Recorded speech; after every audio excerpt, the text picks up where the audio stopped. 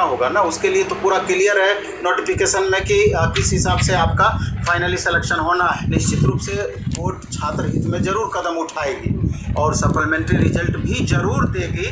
जितना सारा मामला कोर्ट में गया हुआ है, ज़्यादा उम्मीद है कि अब डेट एक्सटेंड होने की संभावना कम होनी चाहिए। अभ्यर्थी तो तैयार होंगे क्योंकि एक बार टीआरई 3 दे चुके। हाँ, क्योंकि लास्ट मोमेंट में अब उनको अधिक से अधिक रिवीजन की ज़रूरत है और अधिक से अधिक प्रैक्टिस करने की ज़रूरत है। निश्चित रूप से फिक्स समझना ही होगा। अगर नहीं समझते हैं तो आपको लॉस भी इसमें हो सकती है। 90 मार्क्स से सीटेट में जिनका कम है, इसकी भारी संख्या। अब तक कितने लोग पकड़ाए होंगे फर्जी आपके हिसाब से? अंदाजा तो लगाना मुश्किल है, लेकिन अच्छी खासी संख्या इस चीज़ को लेकर के है। हाँ बिल्कुल। टीआरई 2 में आप रिजल्ट जब देखेंगे तो कट ऑफ से बहुत ज़्यादा मार्क्स रहने के बावजूद सीट वैकेंट रह गई, लेकिन फाइनली सीट नहीं भरा गया।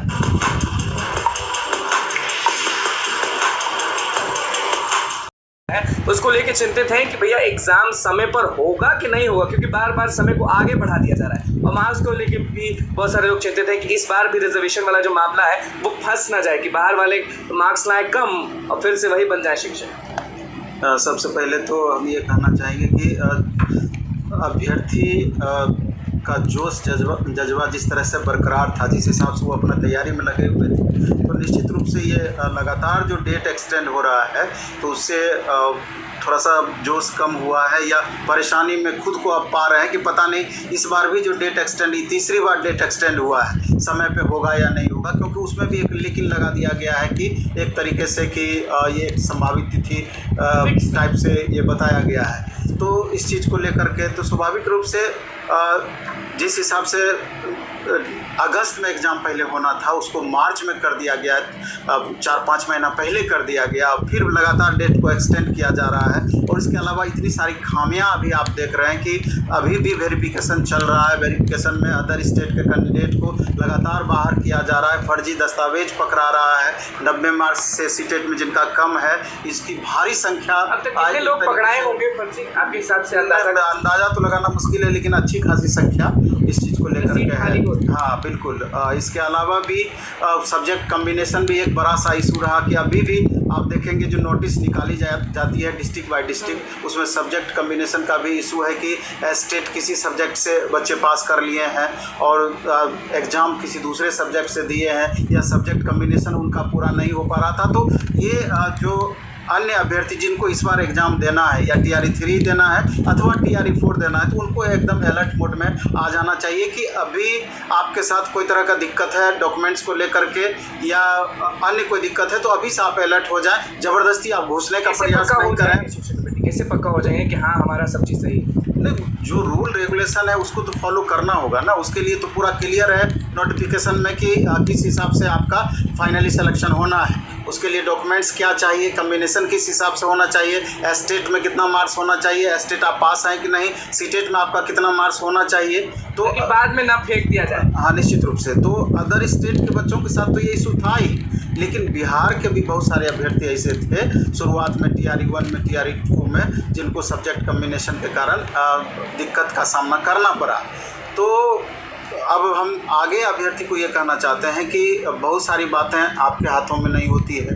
आप तैयारी बेहतर तरीके से कर सकते हैं, लगातार अधिक से अधिक मेहनत कर सकते हैं, और रिजल्ट के लिए तो अधिक से अधिक मेहनत आपको करना ही होगा। अब एग्ज़ाम का सवाल है तो ज़्यादा उम्मीद है कि अब डेट एक्सटेंड होने की संभावना कम होनी चाहिए। अभ्यर्थी तो तैयार होंगे क्योंकि एक बार टीआरई 3 दे चुके। हाँ, क्योंकि लास्ट मोमेंट में अब उनको अधिक से अधिक रिवीजन की ज़रूरत है और अधिक से अधिक प्रैक्टिस करने की ज़रूरत है। तो जुलाई में लास्ट में जिस हिसाब से तीसरे चौथे सप्ताह में डेट दिया गया है, हाँ पिछली वीडियो में भी तो हम एक संभावित बताए ही थे, और उसी हिसाब से डेट एक्सटेंड हुआ है। नहीं, निश्चित रूप से फिक्स समझना ही होगा। अगर नहीं समझते हैं तो आपको लॉस भी इसमें हो सकता है। तो इस बार आपको आपके हिसाब से, क्योंकि आप लगातार रिवाइज रिजल्ट हो गया या फिर बाकी मुद्दे हो गए, उसको अच्छे से उठाए हैं, रिजर्वेशन वाला मामला, आरक्षण वाला मामला, तो इस बार भी आरक्षण का लाभ बाहर वाले ज़्यादा उठा लेंगे कि नहीं? जैसे उस समय भी लगातार हम वीडियो बनाते रहे, बीपीएससी से नोटिस भी आ गया था कि क्यों नहीं आप पर कानूनी कार्रवाई की जाए। कि हाँ, नोटिस आ गया था कि बीपीएससी की प्रतिष्ठा को आपने धूमिल करने का प्रयास किए हैं, जबकि एकदम वाजिब क्वेश्चन उस समय भी हम पूछ रहे थे कि ये चीज़ क्लियर होना चाहिए फाइनली कि अदर स्टेट के कितने बच्चों को आपने कितने मार्क्स पर लिया है। चूँकि वहाँ पर 35% रिजर्वेशन बिहार की महिलाओं के लिए टीजीटी पीजीटी में था और 50% रिजर्वेशन 1 to 5 और 6 to 8 में था।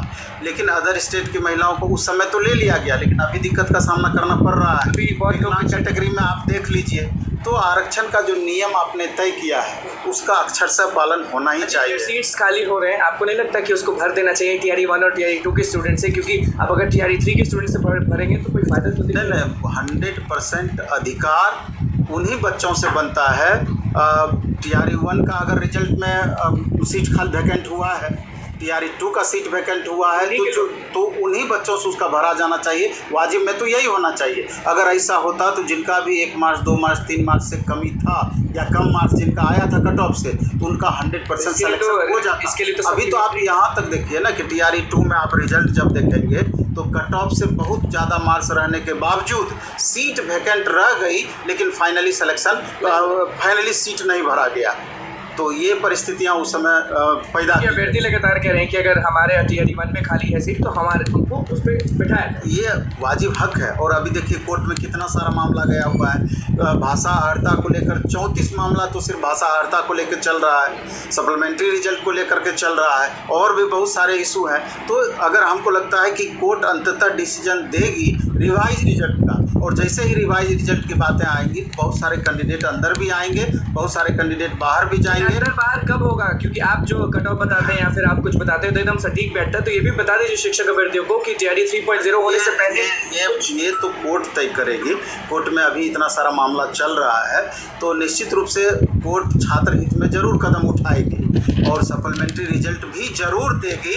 आज जितना सारा मामला कोर्ट में गया हुआ है, तो हाँ, ये कहना थोड़ा सा मुश्किल है कि तो गेस्ट टीचर जो है उनकी भी एंट्री हो चुकी है, तो थोड़ा सा कंपटीशन, निश्चित रूप से कंपटीशन थोड़ा सा अब बढ़ेगा। और उसके लिए भी तो लिमिट है कि पीजीटी में ही गेस्ट टीचर हैं, उसमें भी सेलेक्टिव सब्जेक्ट में है। तो जिन सेलेक्टिव सब्जेक्ट में गेस्ट टीचर की भागीदारी बन रही है, तो उन छात्रों को, उस सब्जेक्ट के छात्रों को अलर्ट मोड में आना चाहिए कि अब हमको और अधिक से अधिक मेहनत करना पड़ेगा, तभी एक सीट सुनिश्चित हो पाएगा। और TRE 3 के जैसा मौका छात्रों को नहीं मिलना है, इसलिए सभी छात्र जितना भी अभी डेट एक्सटेंड हुआ है उसका भरपूर लाभ उठाने का प्रयास करें।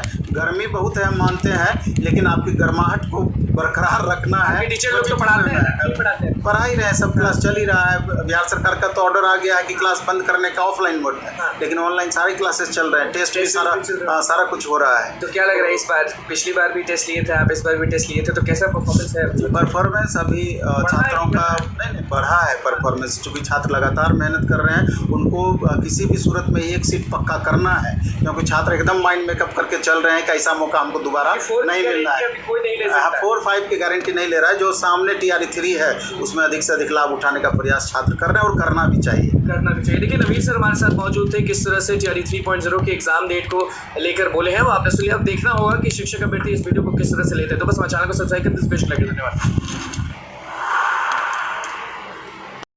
तो दोस्तों आप लोगों ने स्पष्ट रूप से सुना, यहाँ पे नवीन सर ने अपनी पूरी बातों को रखा है और कहा है कि भाई सप्लीमेंट्री रिजल्ट जो है वो देना ही होगा, और कहीं ना कहीं बड़ी अपडेट भी आ रही है। क्या कुछ होता है तो समय ही बताएगा। दोस्तों इस वीडियो में इतना ही, पसंद तो शेयर कीजिएगा। धन्यवाद दोस्तों, जय हिंद, जय भारत।